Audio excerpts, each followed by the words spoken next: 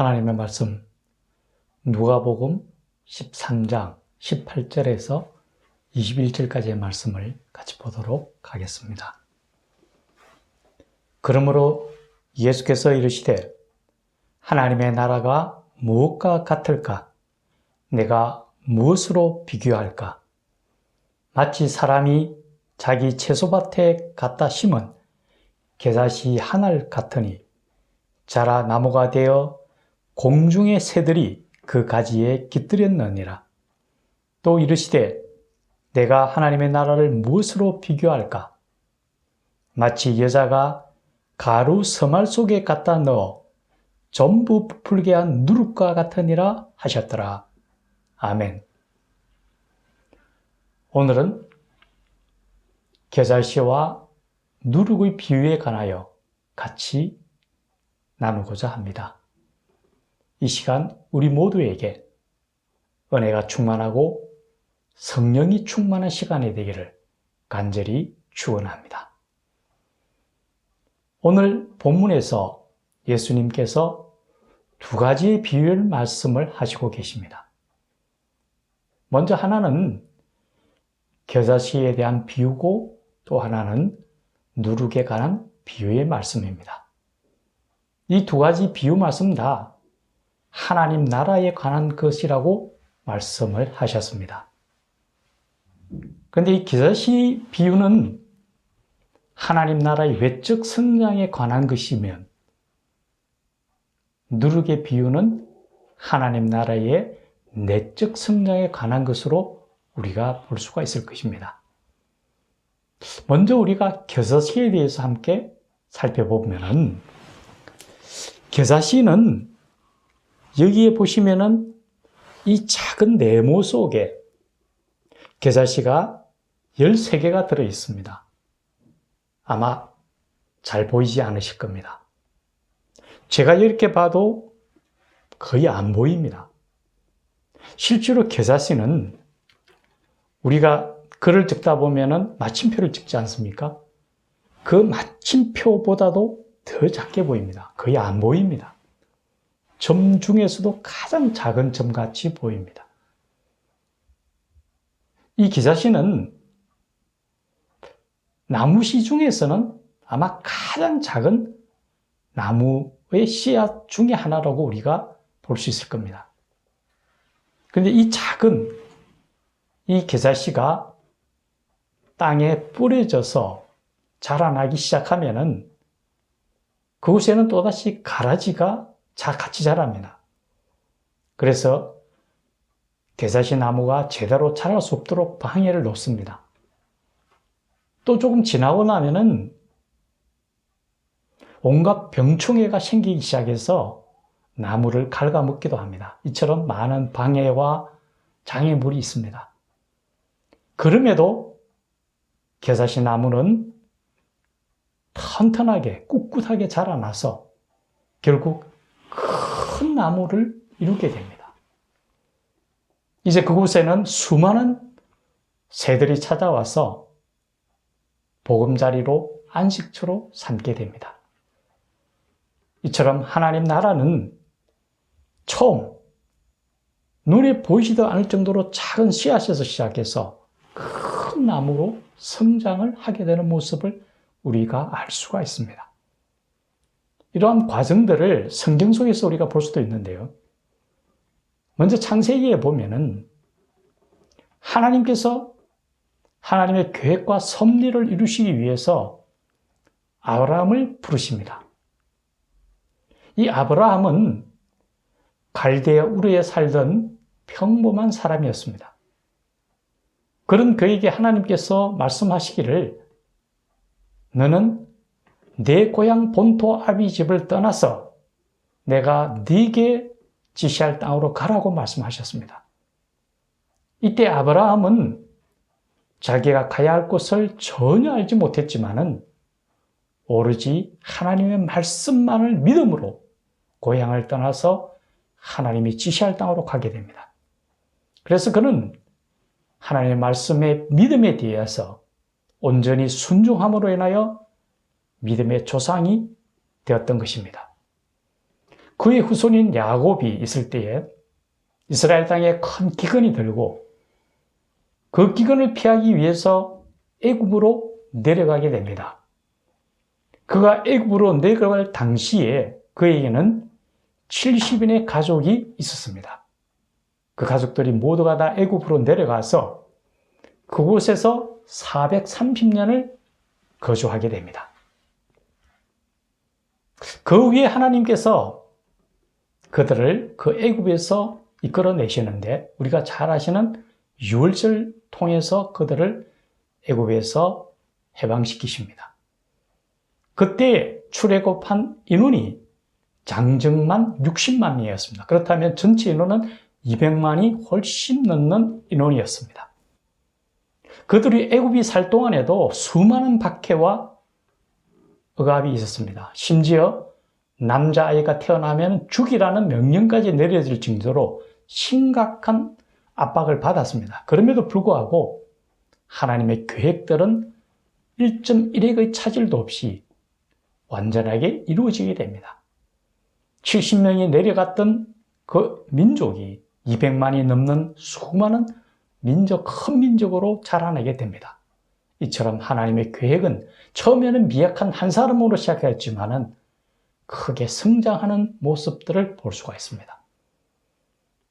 또 복음서에 보면은 예수님께서 처음 복음을 전하실 때는 홀로 하나님 나라와 복음을 전파하기 시작하십니다.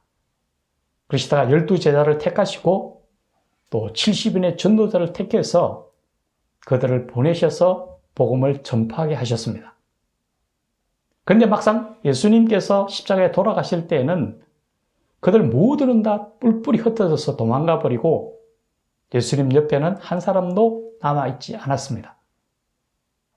그런데 놀랍게도 그들이 부활하신 예수님을 만나고 또 부활하신 예수님이 승천하신 후에 마가의 다락방에서 기도하던 중 불같이 임하는 성령을 만나고 난 후에는 그들이 큰 변화를 이루게 되고 그들이 복음을 전가할 때 하루에 5,000명이 넘는 수많은 사람들이 성도로 들어오게 됩니다. 결국 복음은 전 세계에 전파되고 있음을 우리가 알고 있습니다. 이처럼 적은 부분이지만 처음 시작할 때는 작은 시작부터 시작하지만 나중에는 심히 창대하게 크게 변화되는 것을 우리가 볼 수 있습니다. 하나님 나라는 처음부터 완성된 것이 이루어지는 게 아니라 처음에는 작고 부족하지만 차츰차츰 그 나라가 광대해지고 완성되어지는 나라로 나아간다는 것을 우리는 분명히 알 수가 있습니다. 이처럼 외적 성장이 이렇다면 내적인 변화에 있어서 우리가 바라볼 필요가 또 마찬가지입니다. 오늘 예수님께서는 누룩에 대한 비유를 말씀하셨는데요. 우리가 누룩을 한번 살펴본다면 우리가 발효시키기 위해서 밀가루에다가 누룩을 넣습니다. 그런데 같이 섞는 밀가루에 비해서 누룩은 정말 적습니다. 누룩이 많이 있지만은 그 양만큼 넣지를 않죠. 누룩은. 밀가루에 비해서 훨씬 적은 양을 넣는데 그 넣은 후에 이 누룩이 발효되기 시작하면은 적은 양이지만은 이 전체를 변화시킵니다. 그런데 이 변화되는 과정 속에서 어떻게 들여다보면은 꼭 썩어 있는 것처럼 그 안에 생명이 없고 다 죽어 있는 것처럼 보입니다. 하지만 그 발효가 완성되었을 때는 정말 완전한 모습으로 변화가 됩니다. 이처럼 적은 것이지만은 전체를 변화시키는 영향력을 끼치게 되는 그런 것들이 바로 하나님 나라의 모습이라는 것을 우리는 알아야 됩니다. 이것을 우리는 우리나라 처음 선교의 과정을 보면은 너무나 잘 알 수가 있습니다. 우리나라 초창기 우리나라 오셨던 선교사님 중에서 토마스 선교사님이 계십니다. 이 토마스 선교사님은 원래는 중국에서 선교를 하시던 분이었습니다. 중국에서 선교하시던 중에 그 사모님이 별세하시고 홀로 선교를 하시다가 우리나라 조선에 대한 선교의 부름을 받게 됩니다. 그 부름을 받아서 1865년 9월쯤에 황해도 소래 인근 지방에 배를 타고 와서 한문으로 된 쪽복음서를 그 지방에 일부 나누어 주었습니다. 하지만 그때는 선교라기보다는 와서 그냥 쪽복음서만을 나누어 주고 돌아갔습니다. 그 이후에 본격적으로 우리나라에 선교하시기 위해서 1866년 8월 달에 배를 타고 본격적으로 우리나라에 입성을 합니다. 그 1966년 8월 달에 타고 온 배 이름이 제너럴 셔먼호입니다. 우리가 너무나 잘 아는 배입니다. 상선이죠. 그 배를 타고 대동강을 거쳐서 평양으로 돌아오는 중에 우리나라 수군과 총격전이 벌어지고 배에 타고 있던 모든 사람들이 다 죽게 됩니다. 그것이 바로 병인양요입니다. 병인양요를 거치면서 우리나라는 외국과의 많은 갈등을 일으키게 되죠. 이 병인양요 중에서 이 토마소 선교사님도 수군에게 붙잡혀서 강기슭에서 무릎을 꿇고 기도하는 중에 순교를 하시게 됩니다. 결국 토마스 선교사님은 우리나라에 와서 단 한 명도 선교를 하지 못하시고 배에 타고 오자마자 바로 순교를 하시게 됩니다. 어찌 보면은 토마스 선교사님의 이 선교가 실패한 것처럼 보입니다. 그런데 그 이후에 너무나 놀라운 하나님의 역사가 일어나기 시작합니다. 순교하는 그 현장에서 토마스 선교사님이 성경책을 그 병사의 한 명에게 건네주었습니다. 그러자 이 병사가 이 성경을 가지고 집으로 가서 그것을 찢어서 그 집의 벽지로 발랐습니다. 그리고 그 벽지에 있는 말씀을 조금씩 보기 시작합니다. 그러자 그 말씀이 그 가슴 속에 역사하기 시작합니다. 성령이 그 안에 들어가고 하나님께서 역사를 하십니다. 그 성경책을 읽는 가운데서 성경에 감동을 받게 되고 회개하고 그리스도인이 됩니다. 그 주변에 그리스도를 전파하기 시작합니다. 토마스 선교사님이 직접 한 명도 만나보지 못하고 선교하셨지만 그를 통해서 놀라운 일이 일어나기 시작합니다. 또 토마스 선교사님의 순교의 말씀을 듣고 미국과 유럽의 여러 교회들과 선교사님들이 우리 한국 조선에 대한 선교를 열망하게 되고 본격적인 선교가 이루어지게 됩니다.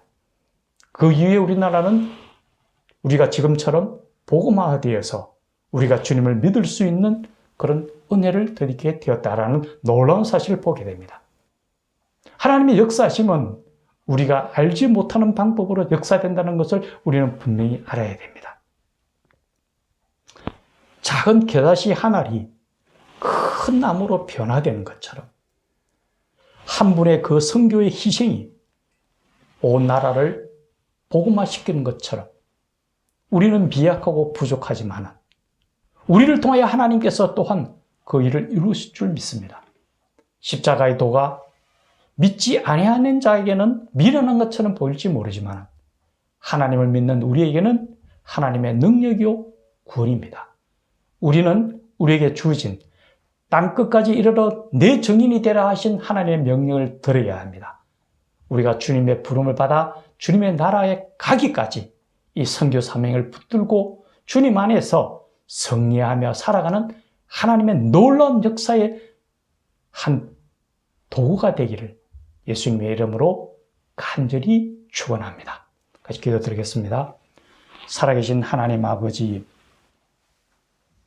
작은 겨자씨 한 알이 땅에 떨어져 죽을 때에 큰 나무로 변화되어서 많은 새들이 깃들 수 있는 안식처가 되어지는 것처럼 또한 적은 누룩이 밀가루에 섞일 때에 그 전체를 변화시킬 수 있는 것처럼 우리는 미련하고 작고 부족하지만 세상 속에서 우리가 처해 있는 상황 속에서 선한 영향력을 끼칠 수 있고 세상을 변화시키는 데 앞장설 수 있는 우리 그리스도인이 되도록 도우시고 은혜 내려 주시옵소서.